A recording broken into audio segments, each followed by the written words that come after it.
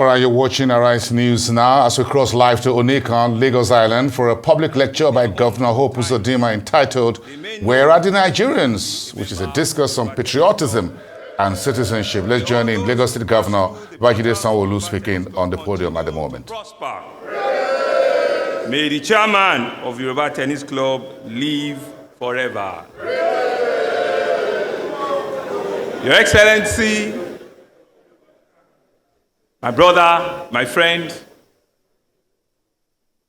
the governor of Imo State, the chairman of the Southwest Governors Forum, the chairman of the Nigerian Progressive Governors Forum, and the Onwa na Etirunwa.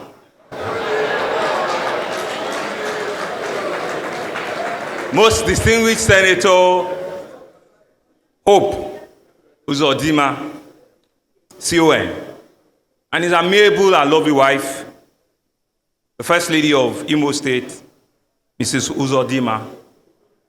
Let me, through you, greet all our esteemed guests from Imo State, from the members of the National Assembly that have come, the members of the Federal Executive Council that have come, the various traditional rulers that have joined you, indigenes of Imo State, businessmen that are Imo but are resident and are people of Lagos State that have joined you. Let me through you acknowledge all of them. But let me warmly also acknowledge our chairman, the chairman of Yoruba Tennis Club, who had deemed it fit to give you this singular honor. May the chairman of Yoruba Tennis Club live forever. I also want to acknowledge very warmly all of our own traditional rulers from Lagos. Several of them have joined you here this morning. I want to acknowledge all of our elder statesmen that are here this morning, too numerous to begin to mention their names. You all know yourselves. I want to acknowledge captains of industry that are here. I want to acknowledge all of our brethren that have come out here in large number. And I want to say to all of you, brethren, greetings all. Greetings. Your Excellency, it's an honor and a very big one to welcome you to Lagos, to welcome you to the Center of Excellence, to welcome you to the state of aquatic splendor. Your Excellency, we welcome you to the commercial, economic, financial, and now political nerve center of our country. We welcome you to the centerpiece of commerce, of creativity, of industries, of technology, to the state and the city that if it should catch cold, a bigger part of the country will run into malaria. But it will not catch cold.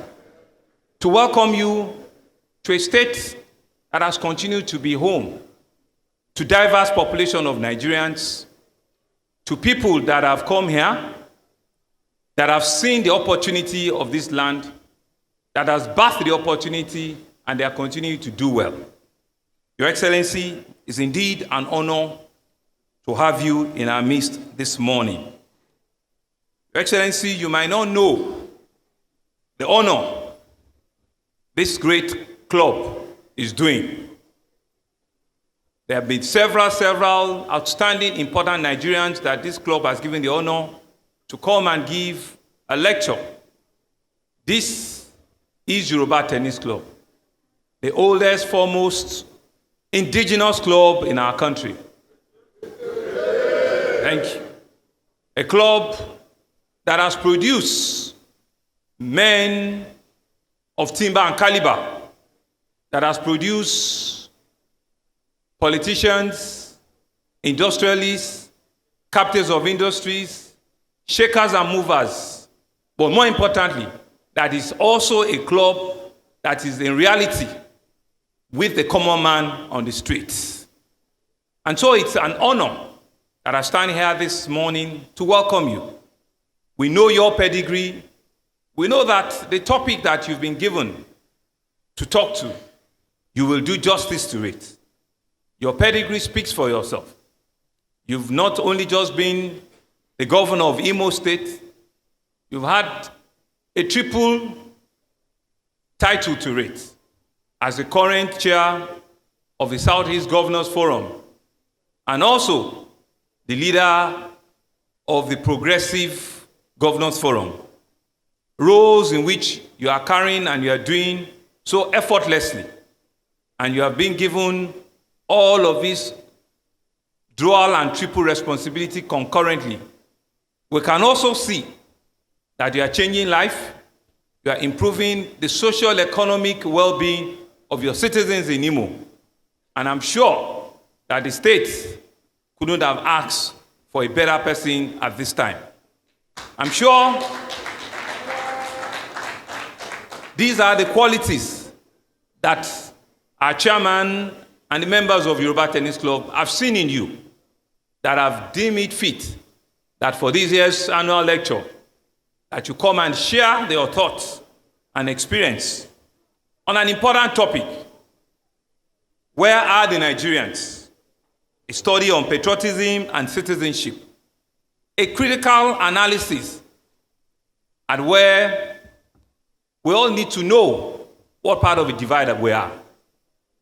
And given your pedigree and your rich understanding, you will do justice to this lecture.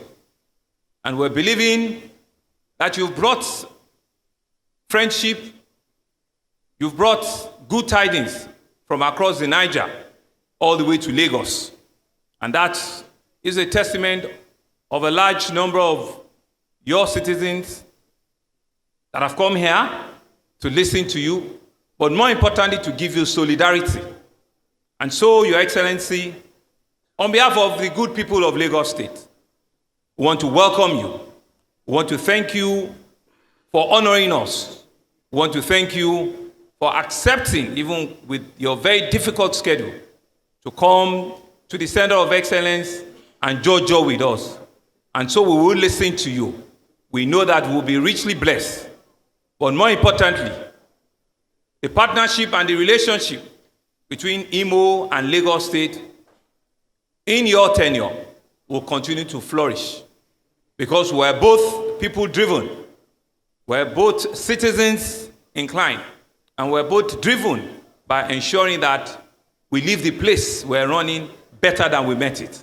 We're both driven by understanding that the social, economic conversation of this country will get better. And you are one of the strongest supporter and advisor to Mr. President. And we want to thank you for your dedication, your loyalty, and your sense of responsibility at all times. Thank you very much, my brother and my friend. On behalf of the citizens of Lagos State, we want to welcome you once again. Thank you. Long live the chairman of Yoruba Tennis Club. Brother Governor, no one could have done better in marketing and selling the brand called Lagos State, the Center of Excellence. May I call, somebody whispered to me just a few minutes ago that even though I'm bragging about Lagos State, I should understand that His Excellency, Distinguished Senator Hope Uzodinma, is also a Lagos boy. Your Excellency, you may need to confirm that so that you will know. Thank you, sir. May I call on Brother Prince B.C. Olatilo to read the citation of today's guest lecturer. Now, Brother Olatilo, please.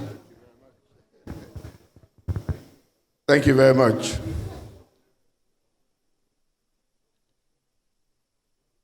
I'm hoping that we're all listening, sir. Before I go into reading this, I'd like you to please help me thank this gentleman here who has taken me like a friend. Imo State is like my own state. He's been there in 5 years. I've been there all along with him. A great benefactor of BISCON community. In fact, if BISCON or BOS is not there, the man will say, Kebo, no. May God bless you, sir. Now, this one is not in the citation. Let me just say it in 1 minute.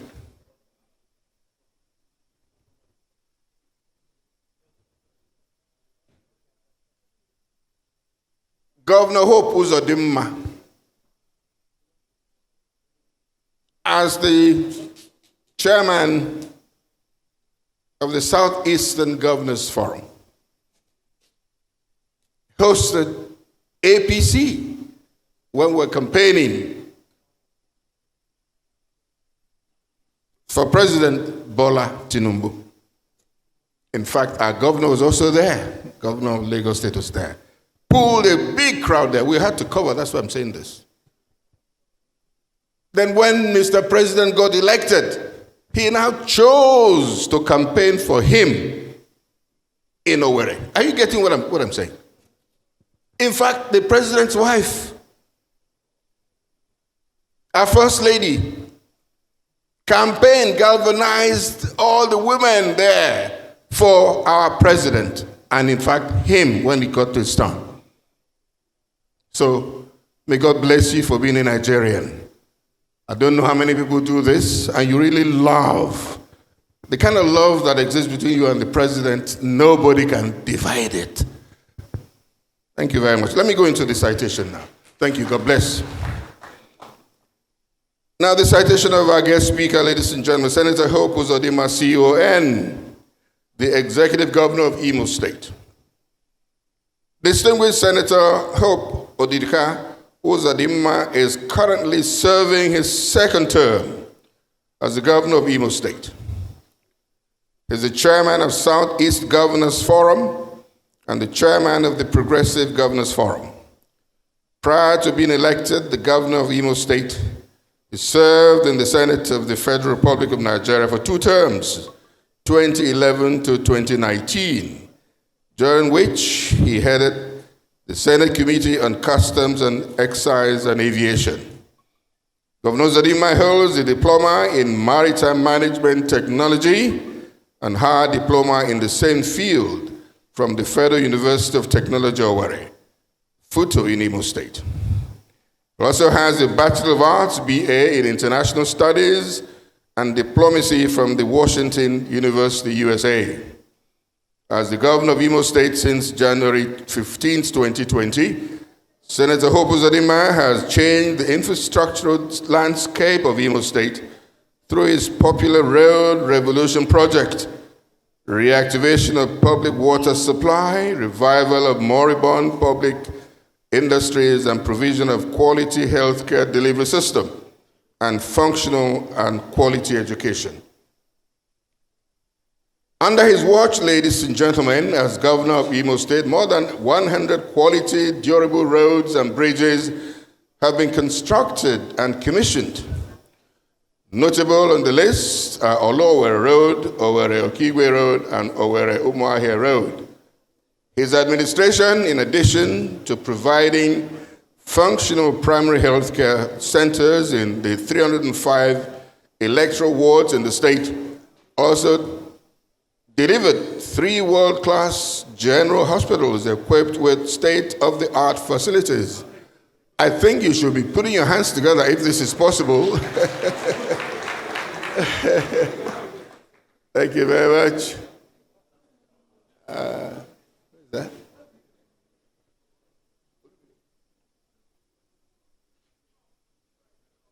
Okay. Your Excellency, the Governor of Ekiti State, thank you very much for coming. God bless you, sir. Your hands please together for him. Thank you. Thank you. Now, the Owerri Urban Water Scheme, which was moribund for over 20 years, was reactivated by his administration, and residents of the state capital city of Owerri now have access to public water supply efforts are being made to also improve the water supply in the cities of Orlo and Okigwe. Uzodinma also distinguished himself in the education sector. Apart from renovating and equipping primary schools in the 305 electoral wards in the state, he established 2 new universities in addition to an existing one. A college of education and a polytechnic. In effect, his administration successfully funds and sustains 5 tertiary institutions to ensure that education-thirsty Imo indigents have enough space to pursue their dreams. Are you following this? Thank you. He had invested copious effort in sanitizing the public civil service by automating their processes, leveraging on world-class data-backed system to automate the payroll, pension, and salary of the state. In the process, he equally revisited the welfare of serving public workers and approved service-wide promotion of staff, which had not happened for over 15 years in the public service. He provides free medical services to Imo State civil servants and has consistently awarded a 13-month salary for all cadre of workers. Now,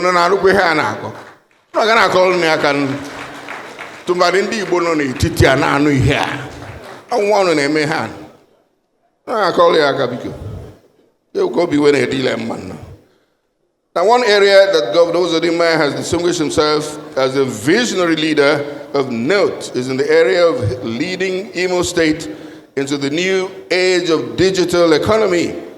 Imo State is the first and only state that has established a Ministry of Digital Economy and an e-government.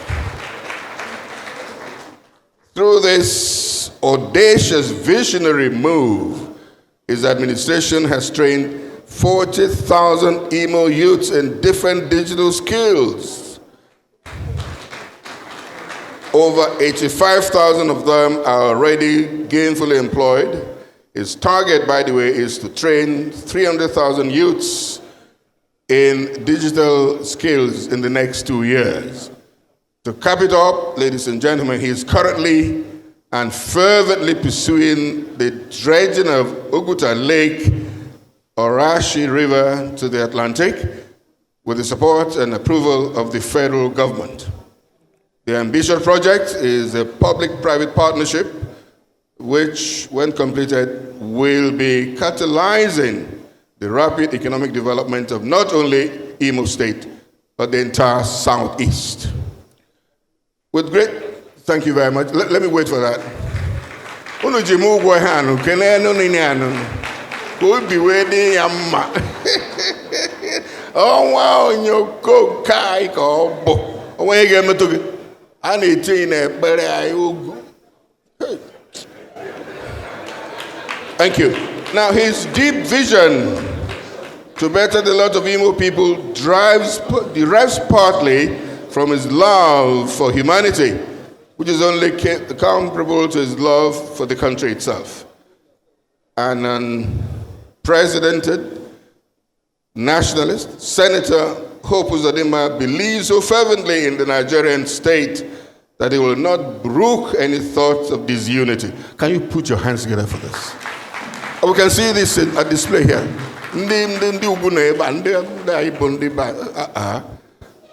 You don't, this thing you don't buy it, you work for it and you earn it. Thank you, sir. Now, those close to him really can attest to his unique work ethics and acknowledging that he is no slave to hard work and philanthropy. Governor Uzodinma can be a philanthropist to a fault. Often he is prepared to go hungry and just to lend a helping hand to the underdeveloped and underprivileged.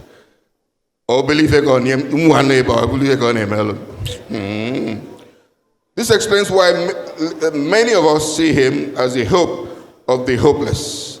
Senator Uzodinma brings to bear uncommon tenacity and efficiency in his job.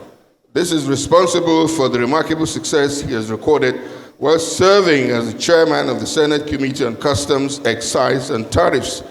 As governor of Imo State, he has brought the same knack for fiscal dexterity to bear in the prudent and disciplined management of the finances of the state.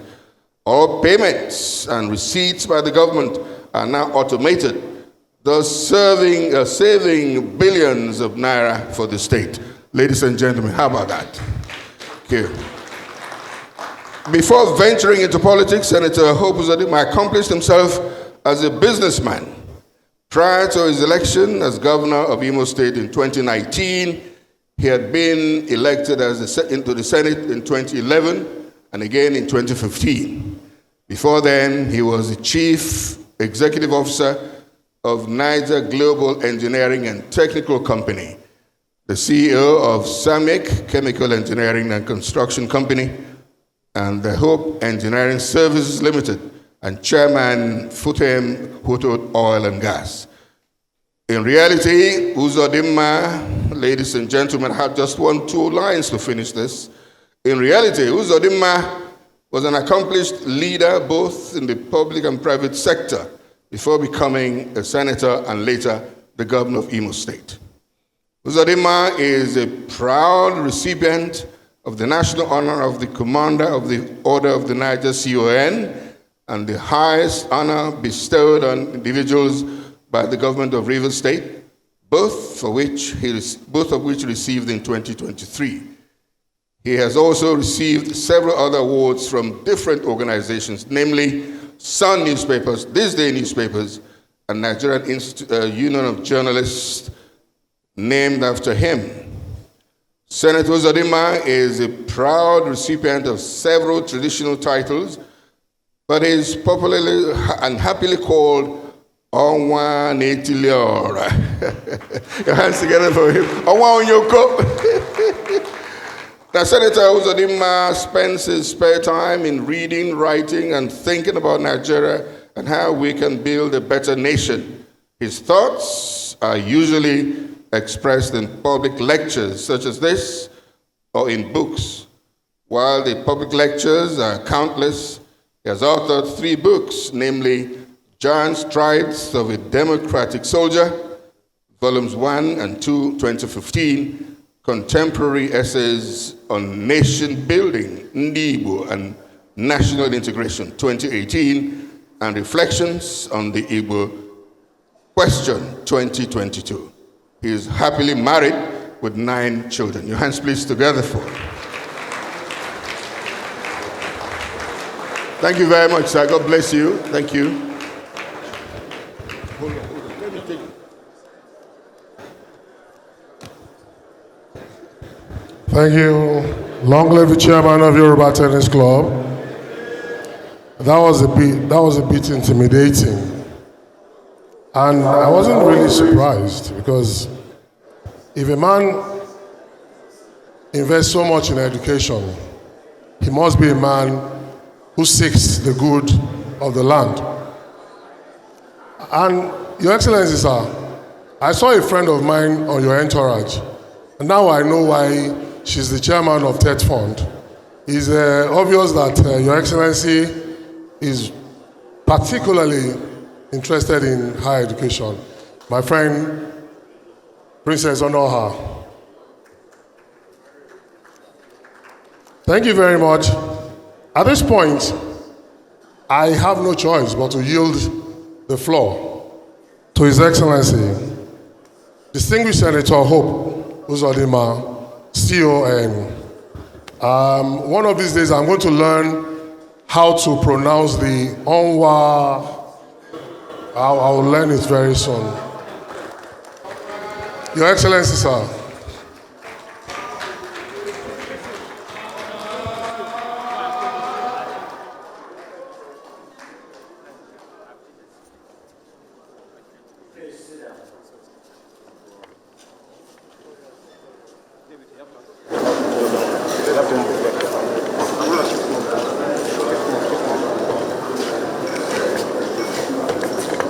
Very good. I'll move for you, not for that.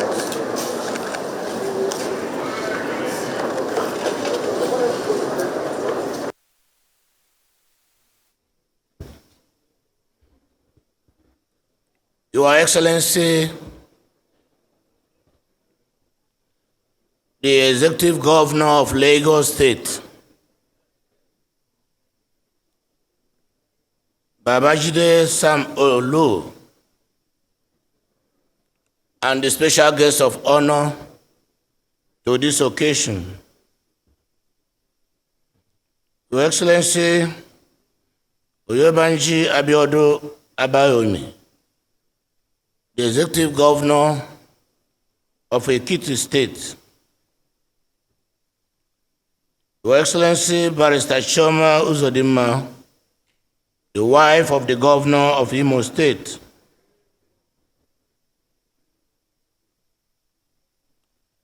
the chairman of this great occasion, Dr. Femi Okumi, Senior Advocate of Nigeria, CON, and the Vice Patron of the club,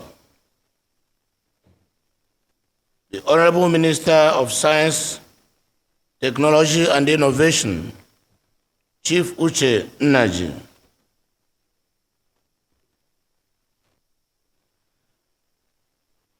the Deputy National Chairman of our great party, APC, Chief Emma Enuku South, our host, Bro Chief Olakunle Ababi, Senior Advocate of Nigeria, and the Chairman, Yoruba Tennis Club. Long live the Chairman, Yoruba Tennis Club. Members of the Board of Trustees of Yoruba Tennis Club. Long live members of the Board of Trustees. All distinguished senators, members of the House of Representatives who are here with us this afternoon.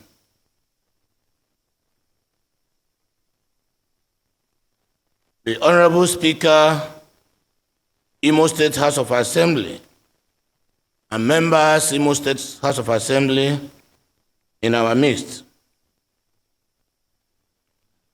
The former military governor of Imo State, distinguished Senator General retired Ike Nwachukwu,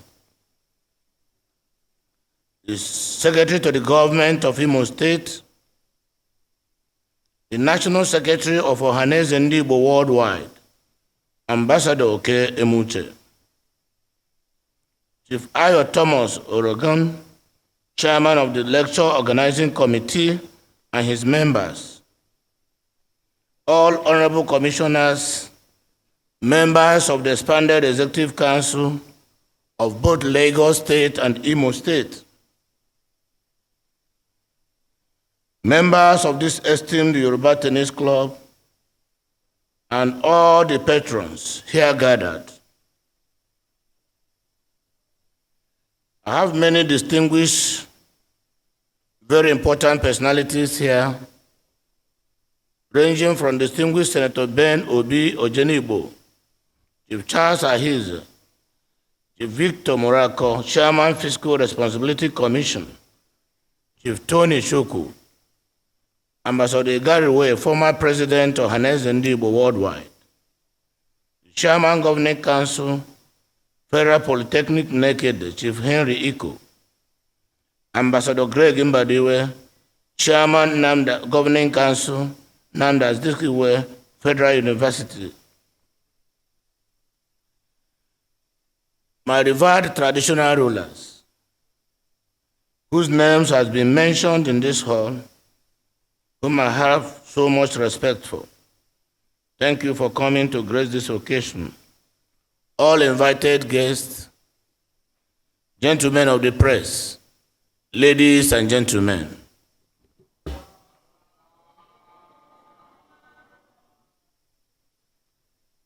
When I received the invitation to be the guest speaker at the public lecture of Yoruba Tennis Club, I was truly excited because this almost 1 century old institution is known to be at the forefront of political and socio-economic responses to global development. Judging from the long list of distinguished Nigerians who have been guest speakers here at the Yoruba Tennis Club and the diverse topics they discussed, it is obvious that members of this elite club truly seek the advancement of the country through intellectual discourses of this nature. Over the years, the Yoruba Tennis Club has become an incubation center for ideas on peace and unity in the country. I therefore thank you most sincerely for involving me in this noble quest to make our country better. Considering that Yoruba Tennis Club will be 100 years old in a couple of years, I couldn't but wonder how I was choosing to deliver a lecture at such a revered club that is older than Nigeria, and of course, that is also older than me. On receiving your invitation, a number of questions rocked my mind. How will I align myself with the dreams of the founding fathers of a century-old club? How do I give a lecture that resonates with these dreams coming from the Southeast, while I feel at home? And how will I feel at home at such a prestigious club in the Southwest? I was, however, comforted with the answers that began to emerge when I probed further into the origins and ideals of the Yoruba Tennis Club. First, to my pleasant surprise and delight, I found out that the membership of the Yoruba Club is open to all Nigerians, irrespective of tribe or creed. That it was also Nwoked Alex of Achala in Anambra State, who was one of the vice patrons of the club. Moving forward, I was delighted to find out that the club is presently populated by people from all walks of life: captains of industry, bureaucrats, professionals, businessmen, retired public officers, or senior citizens, as I prefer to call them, and a host of other notable Nigerians. Again, when I found out that the formation of the club, first under the name of Oralodun, that it was an indirect response to the appetite policies of the colonialists who denied blacks entry into their social clubs, I guessed rightly that the impetus for the formation of the club was driven by the desire for equity and social justice. My guess was right, because my amateur interpretation of Oralodun literally means friendship is sweet or kindness is good. Whichever it is, it implies that this club is motivated by the desire for good friendship, for good neighborliness, or if you like, for social justice. So the motive is all embracing and noble. This position is further affirmed by excerpts from the club's prayer, to wit, may those who pass through the portals of Yoruba Tennis Club continue to prosper. It appears right, therefore, to say that the Yoruba Tennis Club promotes prosperity for its members and its fellow countrymen and women. As we know, only those who believe in social justice can pontificate on prosperity without fear of contradiction. I'm hopeful, therefore, that the conversation we shall have here today will sit well with the dreams of the club. Having said this, I must also admit that the next task I had was to choose a suitable topic, since I was graciously granted the privilege to do so in my letter of invitation. Now, considering the background and the driving force of the club, which I have alluded to, I was convinced that the topic that will do justice to this epoch event is one that dwells on social justice in the land. And how else can this be achieved other than to lead a conversation on patriotism, citizenship, and social justice in Nigeria? The idea is to determine the degree of patriotism among Nigerian citizens and how that derives from their perception of the level of social justice in the land. In light of this, I settled for the topic, "Where are the Nigerians?" A discourse on patriotism and citizenship. In settling for this line of conversation, I consider that we have had a deluge of topics dealing with so many of these challenges confronting Nigeria, and that we have had recommendations designed to address these challenges. But I doubt, however, if we have taken a look at a fundamental question of the human factor, which I consider necessary for the implementation of these recommendations. This all-important human factor is the Nigerian citizen. I know it may sound pedestrian to ask where Nigerians are. This is because it is not in doubt that there is a country called Nigeria, and the citizens of this country are called Nigerians. But when we look at the Constitution of the Federal Republic of Nigeria, we know how to become a citizen of Nigeria, either through birth, marriage, or naturalization. We also know that the responsibility for the development of Nigeria lies with Nigerians themselves. The assumption is that citizens of Nigeria, like citizens of other countries, should be patriotic because, in the real sense, they have no other country to call theirs. This love of country is what is generally referred to as patriotism. But why the topic?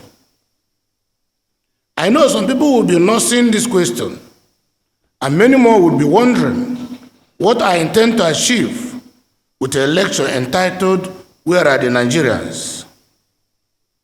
My simple response is that the issue of patriotism among citizens is currently on the front burner of conversations on how countries can overcome their challenges and attain greatness.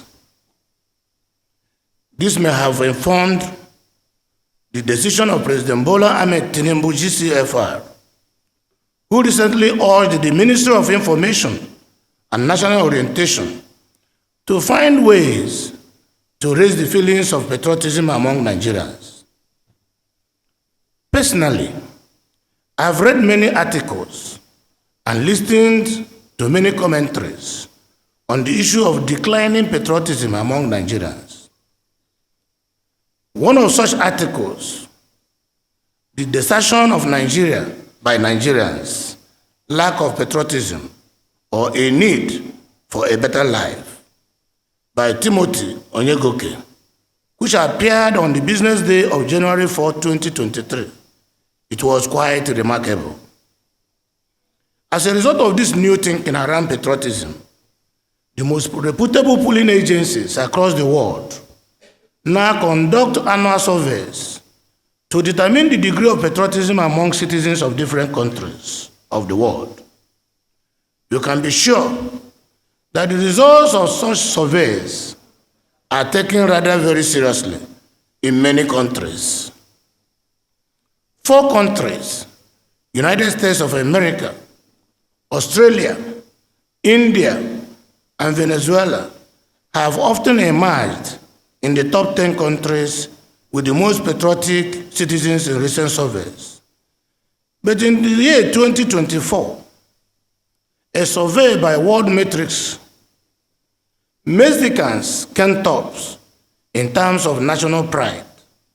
South Koreans show the strongest feelings of identity, while Indians showed the highest willingness to fight for their country. To my shock and disappointment, Nigeria is often excluded from the list of countries covered by many of these global surveys. Thus, as part of this lecture, I propose that we empirically examine the degree of patriotism in Nigeria. The idea is to determine to what degree Nigerians love their country and how willing they are to make sacrifices for Nigeria. In other words, we want to find out what percentage of Nigerians are willing to make sacrifices, including the supreme sacrifice for the country. Being patriotic by loving one's country is one thing, but having the confidence that the country guarantees social justice and provides citizens with a level playing field to operate is a different kettle of fish. So we shall also empirically determine the level of confidence among Nigerians on the social justice side of the citizenship coin. This is because patriotism must go with a guarantee of social justice or equity for citizens to blossom to the point where citizens are proud to be identified as citizens of a country. It is also true that where social justice and equity are absent, it may be difficult to find true citizens in every sense of the word. As part of this lecture, we want to determine where Nigeria belongs. Does she fall into the category of countries whose true citizens are hard to find? Or does she fall into the category of a country where the citizens are proud to make sacrifices? This explains why I posed the question, where are the Nigerians? Simply put, we need to first find out whether we have Nigerian citizens who believe that the country provides them with a level playing field for equity and social justice. In essence, we seek to know the proportion of the citizens of Nigeria who are willing to make sacrifices for the country. So while all citizens of Nigeria are Nigerians, we are looking out for the Nigerians who are truly proud of their Nigerianness and therefore ready to go all out to love and defend her if and when necessary. So this whole lecture is fashioned to be a clear departure from the norm because it is a discussion about the real and verifiable feelings of the people, not theory. Before I delve into the lecture properly, let me state that I have a strong desire to see Nigeria rise to truly become the greatest country in Africa and possibly the world. I am emboldened by the fact that many countries have risen rapidly over the short periods of time to achieve unexpected greatness. I'm also an incurable optimist in this regard because I believe that if we do the right things, Nigeria will truly be great. Expectedly, I reflect this zeal each time I have the opportunity to present a lecture such as this. Often, I look at those things we need to do to make Nigeria great. This explains why only last month, when I had the privilege of delivering the 52nd Convocation Lecture of the University of Nigeria in Nsukka, I chose to speak on the topic, why universities should lead the way to a new Nigeria. By the way, the University of Nigeria in Nsukka is the first indigenous university in the country. And here I am today, delivering another lecture on the platform of the oldest indigenous club in Nigeria.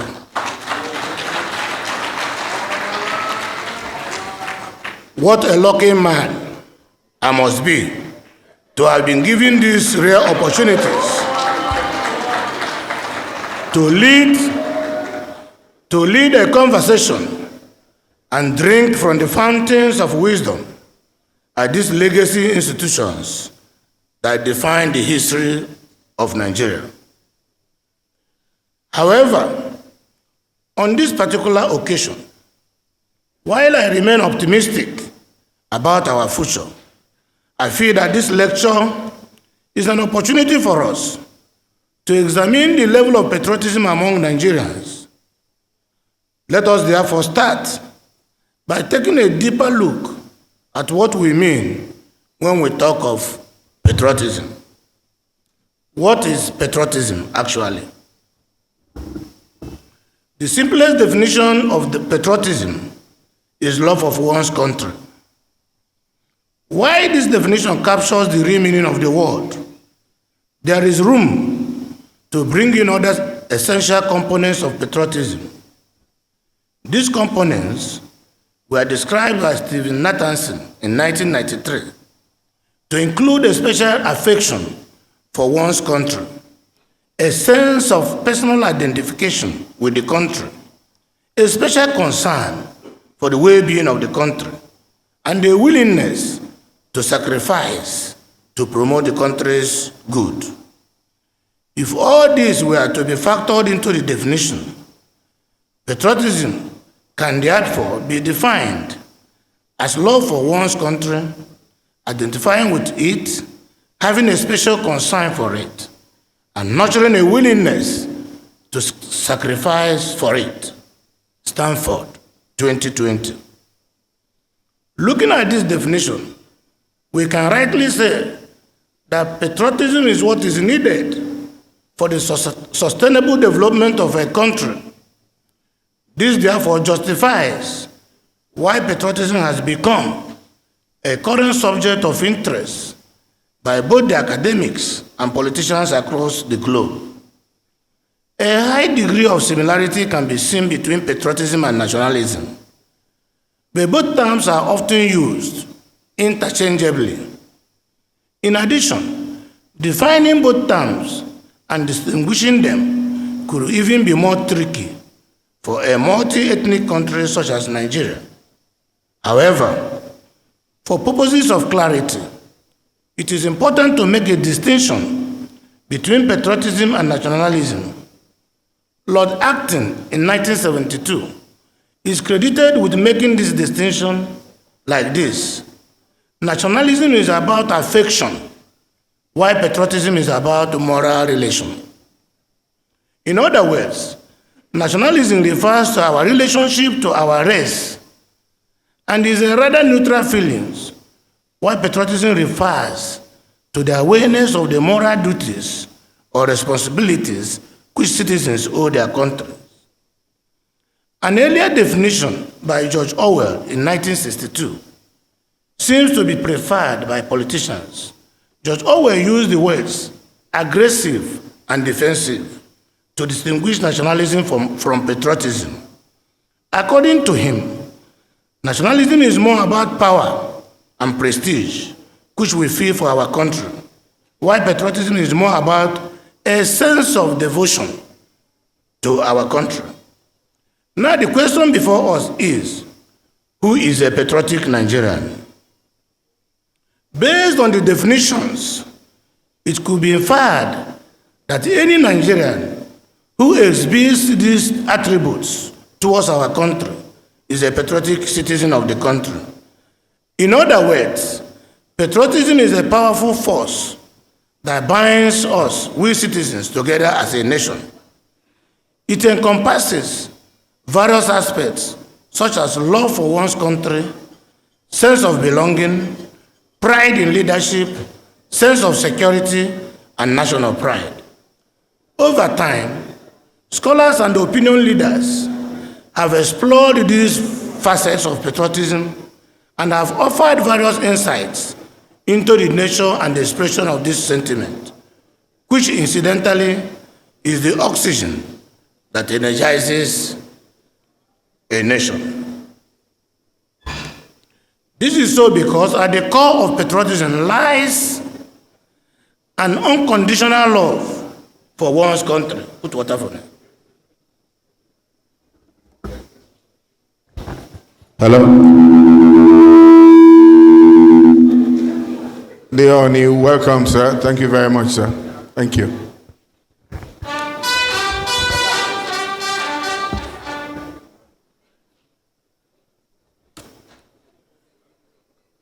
Kábíyèsí o.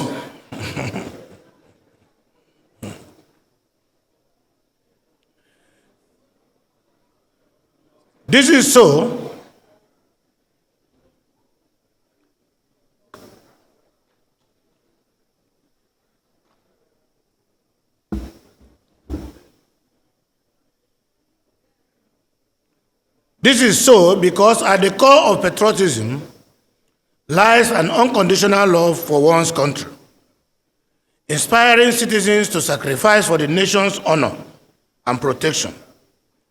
Our men and women in the armed forces come to my mind whenever I think of the highest degree of patriotism, which includes a willingness to make the ultimate sacrifice.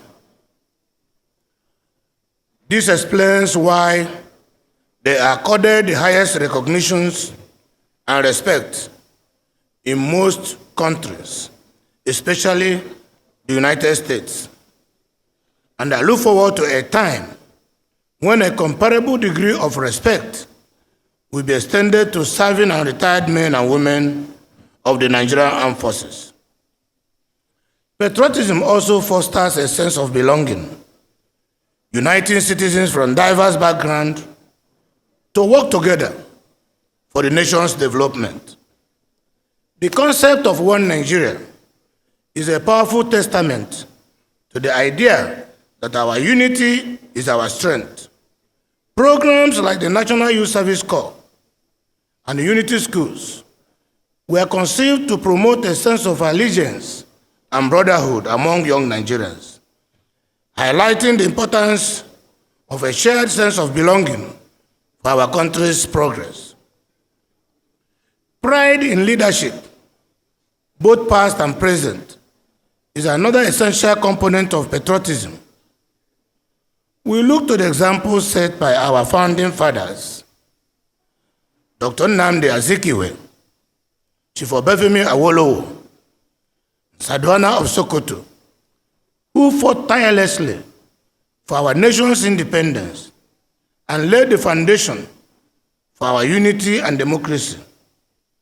Their selfless dedication to Nigeria's unity and progress is a constant reminder of what it means to be a true patriot. Patriotism also provides a sense of security for the nation and its citizens. The Nigerian Armed Forces, comprising the Army, the Navy, and Air Force, stand ready to defend our nation's territorial integrity and protect its citizens, exemplifying a fiery patriotic spirit. This commitment to serving and safeguarding the nation's sovereignty and interest is a crucial aspect of patriotism. National pride. The sense of pride and accomplishment from being part of a nation is another vital element of patriotism. Events like our Independence Day anniversary, our Democracy Day celebration, and the National Sports Festival showcase Nigerian national pride, while the success of our athletes on the global stage brings glory to our nation and strengthens our shared sense of accomplishment. Several factors contribute to developing a strong sense of patriotism among the citizens of a nation. For Nigeria, they include our rich cultural heritage, our status as the largest country in Africa. These factors infuse a shared sense of national identity and pride. For some other climes, particularly in the Western world, patriotism could be influenced by regional identification, effective democracy, migration and immigration, national leadership, globalization, vernacular culture, and national identity. For example, the United States of American history of immigration and the melting pot concept have contributed to a strong sense of national identity and patriotism among its citizens. In the United Kingdom, the country's history of regional identity has contributed to a complex national identity, while effective democracy and solid national leadership have helped to engender patriotism. That is what is currently happening in Britain. In France, the country's history of national identity and the concept of secularism have contributed to a strong sense of national identity and patriotism.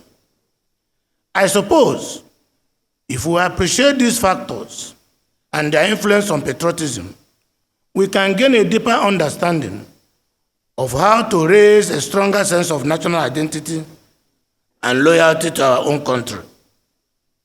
To further ventilate our topic, it is necessary to examine available research and data on patriotism and citizenship in Nigeria to enable us to gain additional knowledge into the current state of patriotism in the country. Consequently, I would briefly analyze several surveys, studies, and other relevant information available so we can appreciate the level of patriotic sentiment among our citizens. Thereafter, we can identify the areas where we can strengthen our national identity and our unity. One notable study by Pew Research Center in 2017 examined the level of national pride among Nigerians. The study found that 85% of Nigerians expressed a strong sense of national pride, ranking among the highest levels of patriotism globally. This finding suggests that despite the challenges we face as a nation, most citizens hold a deep love and loyalty for Nigeria.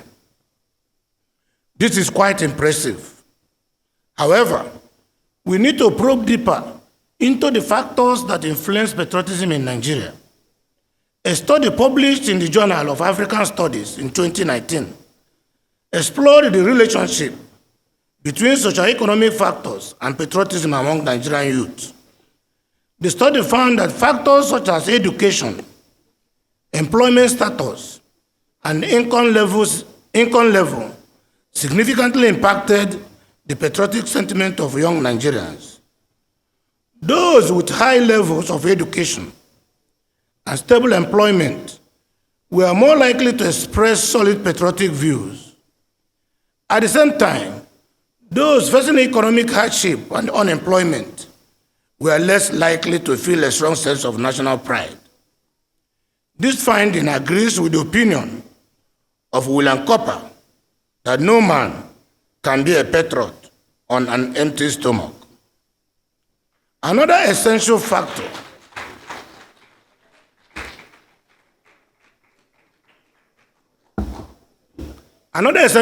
to consider is the role of ethnic and regional identities in shaping patriotism in Nigeria.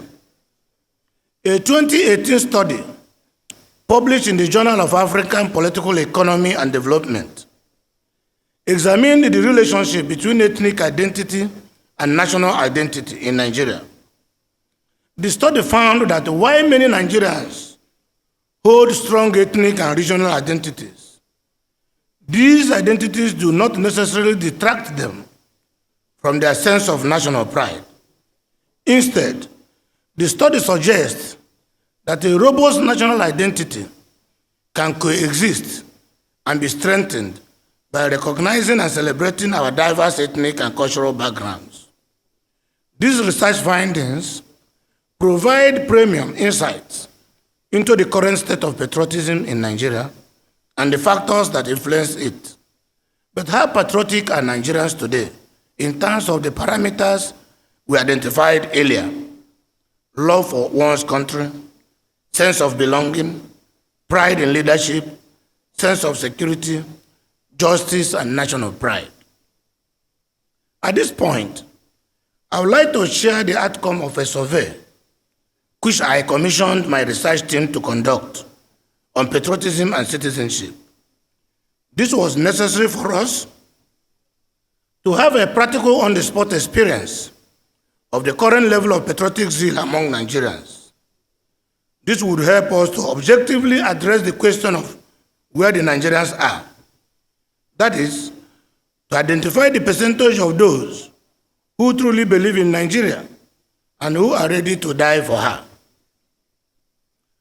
To achieve this, we administered an online survey, and a total of 1,670 people of different ages and levels of education responded. The respondents were made up of 950 females, representing 55%, and 750 males, representing 45%. And in Table 1, which is also attached to this study, the age distribution of respondents, the ages of 18 years to 24, 650 people responded, representing 39%. The ages of 25 years to 34, 280 respondents, 17%. 35 to 44 years, 300 respondents, 18%. 45 to 54, 310 respondents, 19%. 55 and above, 130, representing 8%. In Table 2, the highest level of education attained. In that survey, no formal education, none responded.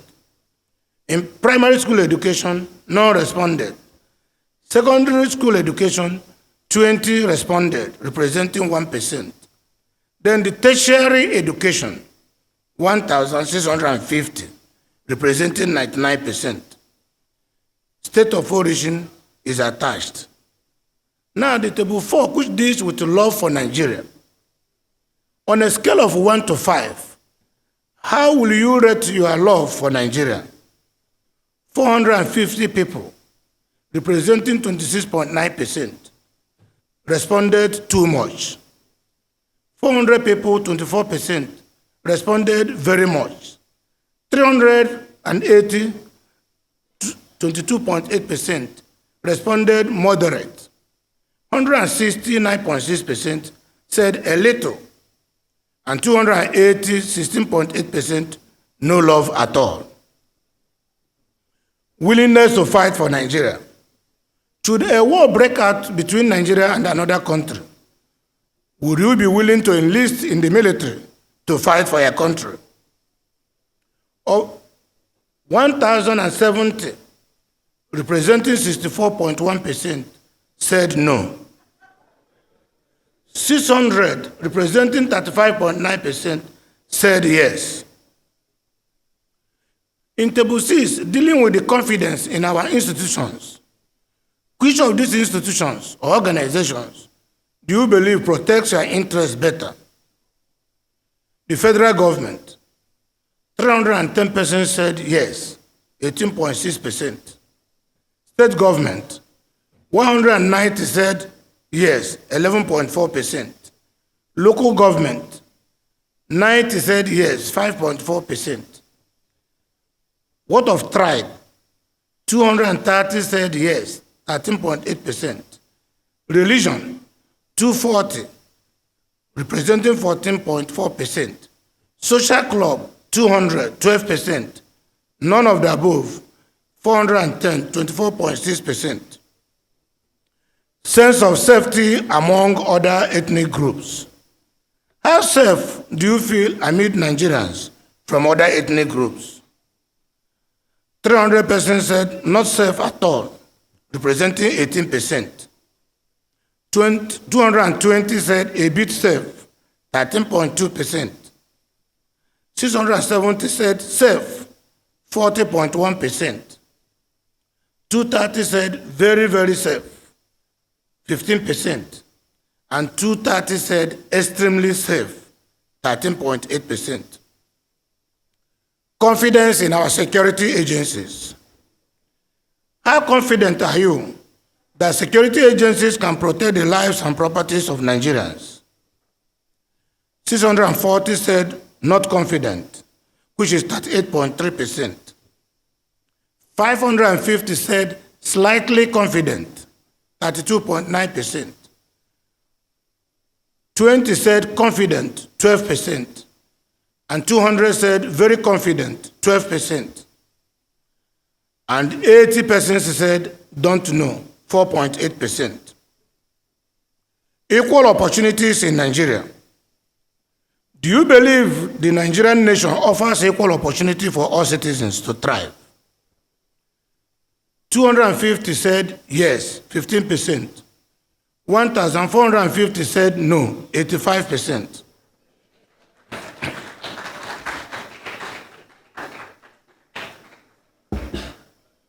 Country of preferred residence. If you have the choice to decide which country you will live for the rest of your life, which of these countries will you choose? Nigeria. 600, representing 35.9%, said Nigeria. 380 said the United States of America, 22.8%. 60 said Britain, 3.6%. 410 said Canada, 24.6%. 120 said Australia, 7.2%. 20 said India, 1.2%. And 80 said none of the above, 4.8%. Now, table 11 is state of residence. Do you reside outside your own state of origin? 900 said yes, 53.9%. And 770 said no, 46.1%. Safety in another state. If yes, how safe do you feel living in another state other than your own state of origin? 180, representing 13.6%, said not safe at all. 180 said a little safe. 410 said safe. 370 said very safe. And 180 said extremely safe. From the results of this survey, the following findings emerged. Nigerian citizens love their country. Of the 1,670 sample population surveyed on how much they love their country, 27% said they love her too much. Another 24% said they love her very much. And 23% said they love her moderately. Only 9.6% and 17% said they have little love for Nigeria or none at all, respectively. What this means is that a greater majority of Nigerian citizens love their country.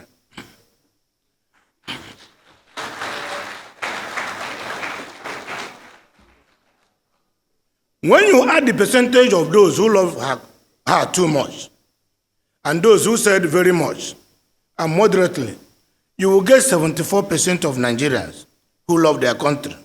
Only 26% had little or no love for the country, meaning that this is a country we all cherished and must all protect the country together.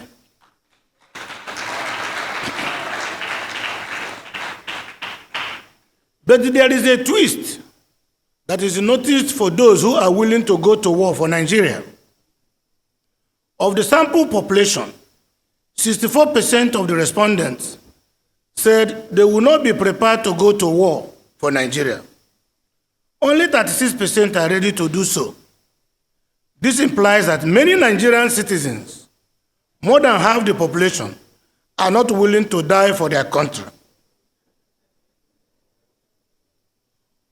Of the institutions Nigerians trust to protect their interests, only 18% trust the federal government. 11% believe in the ability of the state government to do so, and 5% trust the local authority. On the other hand, 14% trust their tribes, while another 14% said they trust their religion more, and another 12% voted for their social clubs. The news here is that the greatest number of respondents, 24.6%, said they don't trust any of the institutions to protect them. The summary is that our people have little or no faith in the ability of any institution, be it government, religion, tribe, or club, to protect their interests. So it is not about the government alone. As the survey revealed, it is interesting that many Nigerians feel safe to live in states other than their own state of origin. While 28% feel very safe living in another state in Nigeria outside their state of origin, 13% feel extremely safe, with another 31% feeling safe. This means 72% of Nigerians feel safe living outside their own state of origin. Only a total of about 28% feel either unsafe or not safe. Also, the majority of Nigerians feel quite safe amidst Nigerians from other ethnic groups. A clear majority of 82% say they feel safe, slightly safe, very safe, or extremely safe. Only 18% said they don't feel safe. Regarding the country of preferred residence, including Nigeria, a sizable number prefer to live in the North American countries of Canada, 22%, or the United States, 22%. Again, Nigeria had the highest number of respondents, 46%, preferring to live here. This means that many Nigerians want to live in their own country. Regarding the confidence in the ability of the security agencies to protect the lives and properties of Nigerians, 38% are not confident, 33% are slightly confident, 12% are confident, and another 12% are very confident, with 5% saying they don't know. This means that majority 57% are confident, one way or the other, that the security agencies can protect them and their properties. This is very reassuring. However, a significant proportion, 43%, are not confident. Finally, regarding whether the Nigerian nation provides equal opportunities for all its citizens, the results are rather astonishing. While a large proportion, 85%, said they don't believe, only a paltry 15% answered in the affirmative. This implies that the majority of our people don't believe that the state provides a level playing field for all its citizens to thrive. When you look at the demography, you will find that young people ranging from the ages of 18 years to 24 years shows strong patriotism. 51% of them love Nigeria very much or too much. Only 33% have little or no love for Nigeria. The middle age group, 35 to 44 and 45 to 54, are also quite patriotic. For 35 to 44, 58% love Nigeria very much or too much. For 45 to 54, 44% love Nigeria very much or too much. The oldest group, which is 55 years and above, shows the highest proportion of strong love. 59% love Nigeria very much or too much. None in this group said they have a little love for Nigeria. Across all age groups, more Nigerians expressed strong love, very much, too much, than little or no love for Nigeria. Our survey also showed that young people are the most willing to serve. Nearly half, 44%, of young Nigerians from the age of 18 years to 24 years say they will want to enlist in the Nigerian military if need be. This is the highest percentage among all age groups. Generally, older age groups are less willing to enlist in the army. Only 1 in 4 people aged 55 and above will be willing to enlist. Similarly, young people are the most optimistic about equal opportunities in Nigeria. But even among them, only about 1 in 5, 20%, believe opportunities are equal. This belief drops dramatically as the age increases. None of the respondents over 55 years and above believe Nigeria offers equal opportunities. Perhaps their position is informed by the experience over the years. Across all age groups, the vast majority feel that Nigeria does not provide equal opportunities for its citizens.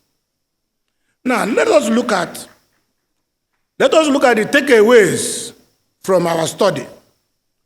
First, let me observe that most of the findings from our survey are to a large extent in sync with the findings of the previous surveys conducted by the scholars whose studies I referred to earlier. However, on critical evaluation of the outcome of our survey, a number of major takeaways readily emerge as follows. From our survey, it was established that Nigerian citizens love their country almost passionately.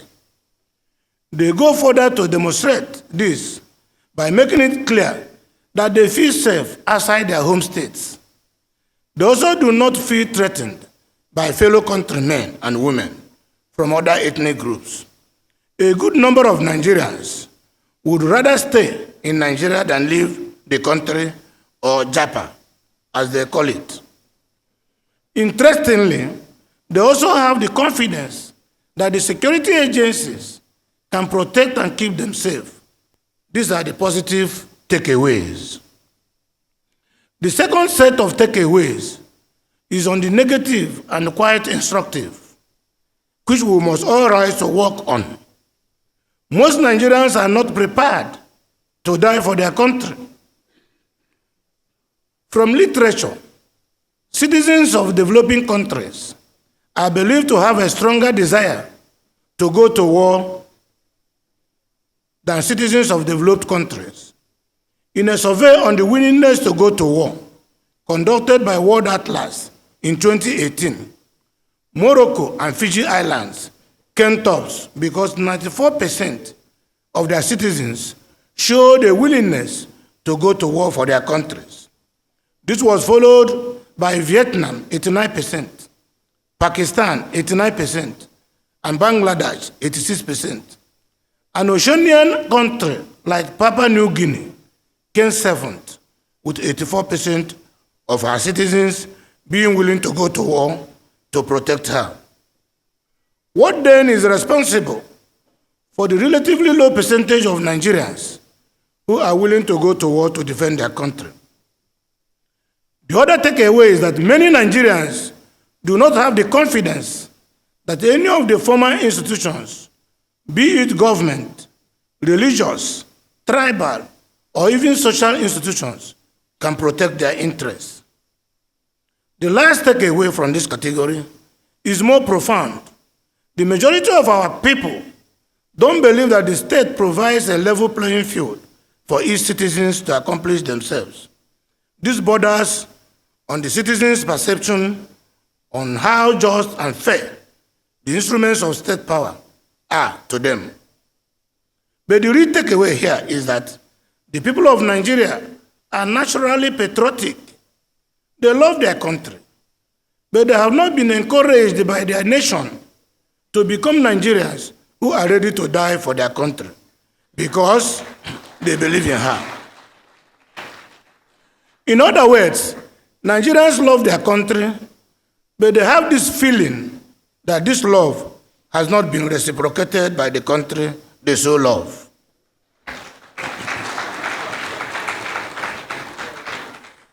I am very sure that we have all been in love at one point or the other, and we should all feel familiar with that feeling of frustration when your love is not being reciprocated. Remember, there is a thin line between love and hate, and the more the love, the worse the hate. This probably explains why we are stuck and why we must work harder to create more patriotic Nigerians who are also willing to make sacrifices for our country. Here we appear to be facing a reverse of the famous quote on patriotism by American President John F. Kennedy. He said, "Ask not what your country can do for you, but what you can do for your country." In our case, our citizens seem to be asking, what has our country done for us in return for all our love for her? We shall address the way forward, but first, let us examine some challenges impeding patriotism from blossoming fully in the country. Those are what we consider or call here threats to patriotism in Nigeria. The results of our survey are quite humbling. They point to a worrisome decline in a feeling of patriotism among Nigerians across several key parameters. In other words, something is amiss. What combination of factors could be responsible for this near cynicism among our countrymen and women? Theoretically, a number of factors are known to weaken a sense of patriotism among citizens. They include lack of knowledge of a country's value, the history of the country, the culture of the country, and the critical assessment of the government and personal negative experiences such as injustice, inequality, and corruption. Distinguished audience, I make bold to state that our great nation faces a variety of threats that strike at the heart of our patriotism. I crave your indulgence to speak frankly about these issues, for only by acknowledging them can we hope to overcome them. Although the security situation in our country has witnessed tremendous improvements in recent times, the damage done by waves and seasons of sheer brigandage across the country is simply bewildering. From the insurgency in the northeast to the banditry plaguing the northwest, from the communal clashes in the Middle Belt to the rise of separatist agitations in the southeast and southwest, these threats not only endanger our citizens, but also erode the fabric of our nationhood.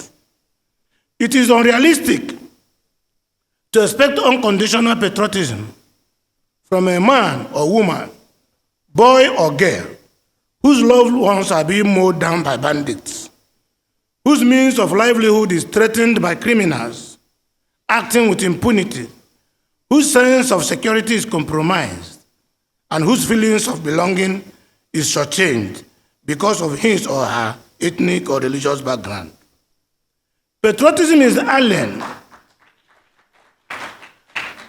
Patriotism is alien to such people, especially when it seems the country has given them neither justice nor reprieve. Can you preach patriotism to men, women, and children who have been living in IDP camps across the country? Like William Cowper put it, no man can be a patriot on an empty stomach. If citizens have no confidence in the capacity of the country to provide social justice or equity, is it fair to expect fervent loyalty or patriotism from them. Your gaze, I feel, will be as good as mine. Political challenges too. Political challenges cast a long shadow over our nation. Corruption. If I am not the one, no man should be. Disrespect to leadership. Inability to cooperate and support national sovereignty.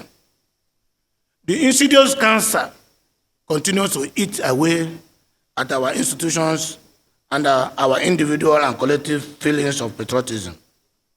The practice of looting our commonwealth, some of which is invested abroad at the detriment of our own economic development, is about the most unpatriotic act the office holder can undertake. Our long history with nepotism and misgovernance undermines public trust among Nigerians to the extent that if care is not taken, Nigerians will transfer aggression to innocent leaders who have just emerged. These issues do not merely hinder our progress, they actively work against the very ideas of nationhood and patriotism which we hold dear. Inept leadership of the past has ruined many socioeconomic disparities in our society. The gap between the privileged and the disadvantaged widens daily, creating a nation divided not just by ethnicity or religion, but by inequality, opportunity, and access to resources. As a result, most of our citizens do not believe that our country holds equal opportunities for everyone. This inequality strikes at the very heart of our patriotic zeal. It dampens that zeal in more ways than one. These issues have created a crisis of patriotism in our nation.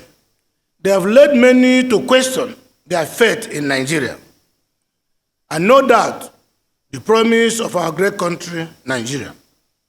My esteemed members of the Yoruba Tennis Club, I do not enumerate these challenges to dishearten us. Rather, I mention them because we have to confront them head-on if we must overcome. The issue of declining patriotism is a global phenomenon. Even developed countries, including the almighty USA, are currently grappling with the challenge of declining patriotism among their citizens. Thus, I stand here today to tell you that all hope is not lost.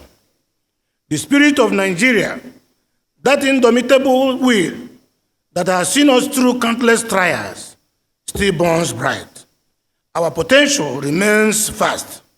Our resources are abundant, and our people are resilient. We simply need a renewal of our national spirit, a recommitment to the ideas that bind us together as one nation. We must work tirelessly to address these challenges, to build a Nigeria that provides security, prosperity, and justice for all its citizens. Look at the current policies of the new administration. Let us not be aggrieved by the actions of the past. Let us evaluate the present realistically and pragmatically. This task falls not just on the government, but to every Nigerian. We must each play our part in rebuilding trust, in promoting unity, in rekindling the flames of patriotism among Nigerians. We must remember that Nigeria is more than just a geographical expression. It is our home. It is our heritage. It is our hope for the future. But how do we face these challenges practically? How do we renew patriotic zeal among 225 million people who call Nigeria their home? How do we reclaim and bring back the Nigerians who do not feel that their country had offered them sufficient space for equality and social justice? Hereunder is my opinion on how this can be achieved. One thing is clear. I hold the view that these Nigerians have never given up on Nigeria, so they can be reclaimed. Thus, I found plenty of solace in the article written by Timothy Oyegoke, which I already referred to. In his conclusion, he said, the migration of many Nigerians out of the country is not an issue of unpatriotism, but it is about life. It is about liberty. It is about the pursuit of happiness. I concur with this conclusion. I concur because I've observed that these Nigerians retain a very high level of interest in the affairs of the country. For example, I received countless invitations by our diaspora Nigerians to come and talk about developments in Nigeria. How do we bring back the Nigerians? Every day we are faced with situations that make us wonder the kind of country we would bequeath to our children. The thought or prospects of bequeathing a country devoid of nationalism, devoid of security and patriotism, is scary, and the task of reclaiming Nigeria is an urgent one. Thus, allow me to outline a number of strategies that will bring back the unique feelings of pride in being a Nigerian, and this will in turn help us to find the elusive or missing Nigerians. I'm referring to that deep and emotional feelings of pride that infected all Nigerians when our green-white-green flag was unveiled as the symbol of our independence. First and foremost, we must promote and embody our national values. Citizenship, integrity, and national pride should not just be only words we recite, but principles we live by. Our National Orientation Agency and the entire Ministry of Information and National Orientation will spearhead efforts to champion these values, inspiring a renewed commitment and loyalty to Nigerians among all citizens. This is why I praise the decision of President Bola Ahmed Tinubu government to reintroduce our old national anthem, Nigeria We Heard You. The words of this anthem feel like the balm to the battered soul of our nation. It is truly a wonder that it was ever jettisoned in the first place. Thankfully, it is back for good. It is the first crucial step in the redemptive task of renewing our patriotic zeal. We must keep looking to our history for inspiration. Our founding fathers and leaders of independent Nigeria had patriotism in their DNA.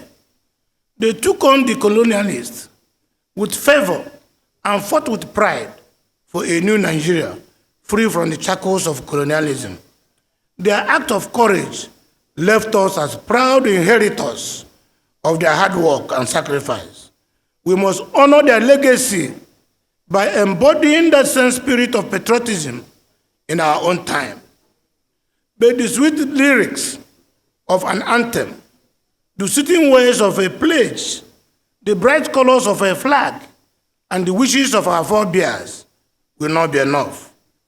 Accountability, integrity, and purposeful leadership must be at the forefront of our efforts if we must achieve the desired result.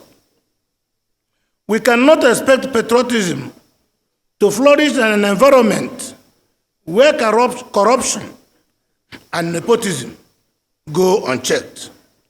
I am convinced and I'm happy that President Bola Ahmed Tinubu is on track to rebuild Nigeria. Recent reports from PricewaterhouseCoopers, PwC, indicate that some of the desired positive economic changes have begun to emerge from the reform policies of the federal government. According to the report, Fitch Ratings revised the outlook on Nigeria's long-term foreign currency issuer default ratings, IDR, from being stable to positive. On exports grew. Oil exports grew by 200.9% to 15.5 trillion naira in Q1 of 2024, from 5.5 trillion naira it was in Q1 of 2023. Non-oil exports grew by 38.5% to 1.8 trillion in Q1 of 2024 from 1.3 trillion in Q1 of 2023 it was. This is a clear signal that we are getting out of the woods. That aside, the administration has expressed desire and capacity to fight corruption and enthrone good governance. Inclusive governance is another hallmark that we should encourage. If the truth must be told, President Bola Tinubu has, by the equitable spread of critical infrastructure, reassured Nigerians of diverse ethnic and religious leanings that they should have faith in the country. That is a practical way of engendering a sense of belonging and a deeper sense of patriotism among them. The major factor facilitating this process is inclusivity. When people believe they belong, that sense of belonging makes it easier for them to believe in the country again. It is on record that under the administration of Bola Ahmed Tinubu, the hierarchy of the security architecture is now more inclusive. This is a major ingredient for national cohesion, which helps our findings of those Nigerians who believe the country protects their interests. You will be glad to know that in Imo State, my administration has demonstrated a strong commitment to good governance and accountability. We've particularly empowered our young boys and girls in the digital skills. Over 40,000 have graduated, and 85% of them gainfully employed. The truth is that the government of Imo State and even the APC-led federal government are committed to supporting our anti-corruption agencies and enforcing stricter penalties for those who betray the public trust. When we hold individuals accountable for their actions and punish their bad behaviors that compromise our collective welfare through the strengthening of our criminal justice system, we create a society where patriotism can thrive. Our youth are the future of this nation. We must engage them in nation building. We must expand educational programs which celebrate Nigeria's rich culture and history, encouraging our young people to take pride in their heritage. Community service initiatives and civic responsibilities should be integrated into our education system, instilling in our youth a sense of ownership and pride in their citizenship. Civic education must be a cornerstone of our efforts. Our schools will promote civic responsibility and patriotism by teaching our children about the country's history, about the country's culture and values. It is only by understanding our past that we'll be better equipped to shape our tomorrow. National unity and inclusivity are paramount in our quest to revive patriotism. Nigeria's diversity should be a source of strength and not a source of weakness. Across all sectors, the government must prioritize policies that ensure social justice for all citizens, regardless of their background. We should actively work to bridge the gaps between different groups, celebrating our diversity while emphasizing our shared values and aspirations as Nigerians. We must also strengthen our national symbols and traditions. The Nigerian flag, the national anthem, the national pledge should be recognized and promoted as national symbols and powerful reminders of our collective identity and values. We should restore and promote the old tradition of the regular and purposeful use of the national anthem and pledge in our schools, in public institutions, at community events. Additionally, we should celebrate and preserve our rich cultural heritage, promoting a stronger connection to our history and identity. The media and public figures play crucial roles in shaping our national narrative. We should work closely with the media to highlight positive stories of patriotism, not promote to envisage the protests on August 10 by unknown hands. Civic engagement and national achievement, whenever we promote patriotic role models, we inspire ourselves to take pride in our country and contribute to its development. In conclusion, my esteemed audience, reviving patriotism in our great nation is a task that falls to each of us. It requires a fundamental shift in our mindset and behavior. From the halls of government to the streets, from the cities to the villages, we must all work together to foster a sense of national pride and commitment to our country's progress. The challenges we face are significant, but they are not unsurmountable. We can rekindle the flame of patriotism in our country if we address these issues head-on by promoting good governance, promoting unity, investing in education, addressing economic challenges, and celebrating our national identity. We must also consider how far our nation is driven by merit in her public and private life. How many young people get employed in private and public spaces on merit rather than on who they know or where they come from? How many people move up their career ladder based on merit rather than on who they know, their creed or tribe? How many young men and women have unfettered opportunities to pursue their dreams, their careers or occupations based on what they can offer rather than on who they know or where they come from? The questions are indeed endless. The truth is that this nation is not largely merit-driven, and that is our major burn. Let me illustrate this unfortunate reality with a true life story that represents the lot of many folks. Two boys were born the same year in the same city in Nigeria, but to two parents from different parts of the country. They attended the same secondary school and sat the common entrance examination to Unity Secondary Schools the same year. One scored 250 in the exam, and the other scored 120. The one that scored 250 was not admitted, but the one with 120 was admitted. So why the one who scored 120? So why the one who scored 120 went to a federal government college? The one with 220 went to a community secondary school in his state. Both finished secondary school the same year and took the joint admission and matriculation board exam. Both applied to study law in the first generation universities.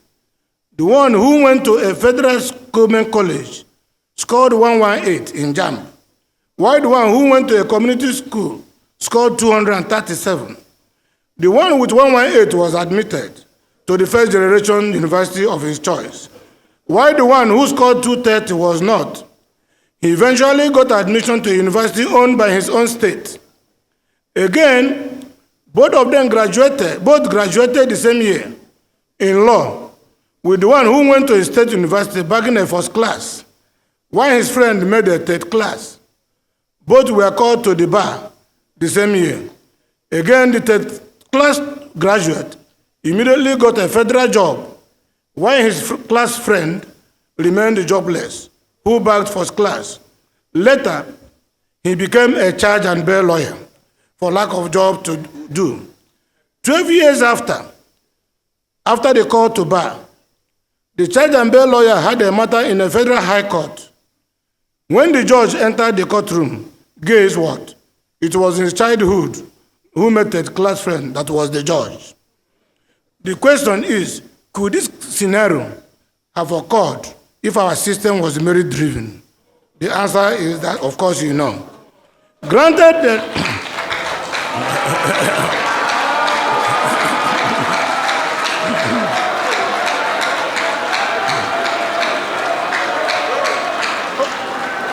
our system must find a way to ensure that firebrand, intelligent young people are not frustrated. There are many in this bracket as we speak, and it doesn't speak well of our nation and our Nigerianness. I believe that there should be a way to balance this to ensure the accommodation of many. Government could initiate a policy to grant automatic scholarships to those who score a certain grade in JAMB. Say, for instance, those who score 300 and above, or those within the bracket of the best 0.05% performance. Similarly, the government can make it a standing policy that those who graduate with first class in federal universities will be given automatic jobs. State government should do the same for those graduating from their state universities. I actually did that with those who made first class in law in both Imo State University and the law school. They were given automatic jobs in the state. I'm convinced that adopting such policies will ensure that our brightest and best brains are not allowed to be frustrated, just like the case of the man in the pathetic story I just narrated. We need to create enough space for everyone to thrive, and this should emphasize merit. Herein comes the need to take another look at our federal project, which in my view is currently skewed. We need to create sufficient space for all tribes and tongues in the land to thrive without impeding the speed or space of order. This is why the need to rejig our federal project may be inevitable. If we do, we would have gone a long way in addressing the root of the palpable despair of a good number of our people who have lost confidence that the present federal structure is capable of protecting their interests. This is cogent, because when we take this needful step, we will have ensured that more powers are not only devolved to the states, but more responsibilities, space, and resources also, which will be enough to accommodate the yearnings of our people, particularly the teeming population of the youth. Besides, by doing so, we will be true to the creed of our new national anthem, that though tribe and tongue may differ, in brotherhood we stand. And I dare to add that when we do, we will find that the Nigerians we seek, who love their country fervently, and who will be ready to make sacrifices for her, are indeed everywhere. As George McGowan once said, the highest patriotism is not a blind acceptance of official policy, but a love of one's country deep enough to call her to higher planes. Ladies and gentlemen, from the foregoing, it must be obvious that we all have a duty to find and reclaim our fellow compatriots, including those in the diaspora. Speak to their consciences. Let them understand the value of being loyal to the country. Let them not be incited by agents of the system, agents of the government. We must engage them all over in the task of building the Nigerian nation as part of responsibility as true patriots. Finally, I want to leave you with the words of Adela Stevenson. Patriotism is not a short and frenzied outburst of emotion, but the tranquil and steady dedication of a lifetime. The task of our generation is to find or build this category of patriotic Nigerians, those who are the Nigerians the nation needs to survive. I thank you again for the privilege to lead this conversation on patriotism here at the platform of this prestigious club, the oldest indigenous club in our beloved country. May God bless all of us. Long live the Yoruba Tennis Club. Long live Nigerians. Long live Federal Republic of Nigeria. Long live the chairman of Yoruba Tennis Club. May God bless all of us. Long live the chairman of Yoruba Tennis Club.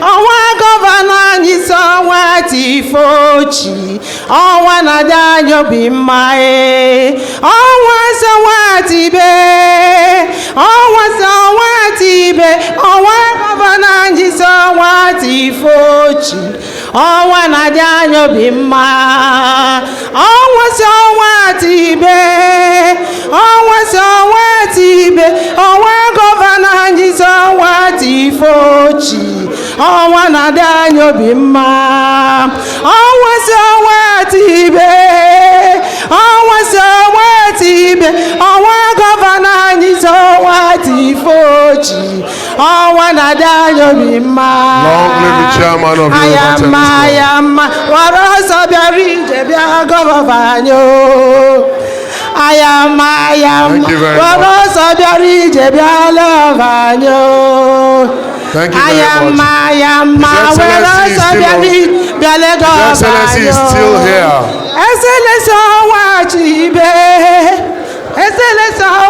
The governor is still here, please.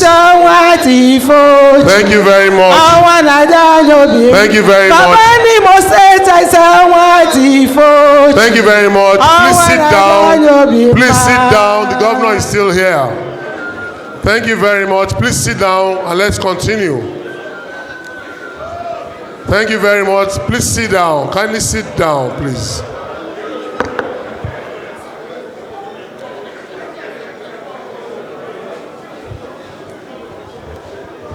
Biko no, welu no che ake na ebido no. Welu no che biko no.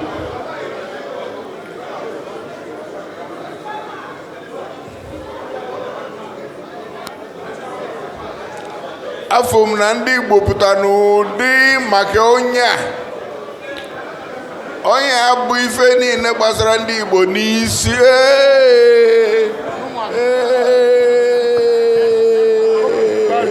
keki imesa ọha gburugburu o si Igbo wee bata nnọọ ekene gị.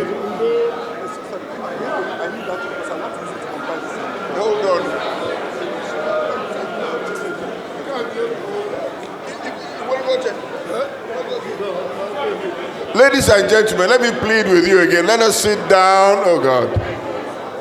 How do we? Awa ga yole dianu. Awa onyoko governor Imo.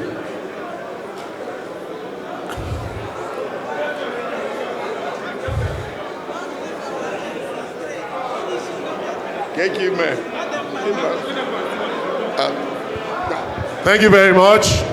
We would like to go on with the program. Please sit down. Please sit down. Mr. Governor. Thank you very much. Thank you very much. The time to greet the governor is still coming, please. Please sit down. Please sit down.